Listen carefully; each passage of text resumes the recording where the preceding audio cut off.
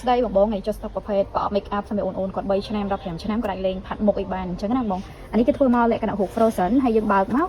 វាមានគ្រឿង make up នៅក្នុងនឹងច្រើនមែនតើមាន3 color បង3ជាន់ណាហើយមានកញ្ចក់ទៀតសម្រាប់មួយគឺខុសគ្នាវាមានជាប្រភេទ color ថ្ពាល់ចានេះបងអាចមើលបានខាងលើនេះមាន12 12ពណ៌14មកច្រើនណាបងហើយមានក្រែម2ទៀតហើយខាងក្រោមនេះគេមានម្សៅផាត់ជាមួយនឹង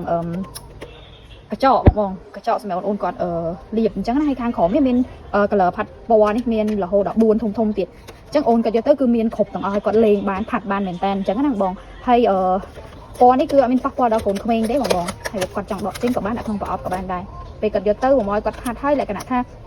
យើងលាងទឹកលាងអីធម្មតាវិញបានអញ្ចឹងណាបងអត់រលាអត់អីទេអត់ប៉ះពាល់ដល់ស្បែកកូនក្មេងទេចានេះបងមើលបាន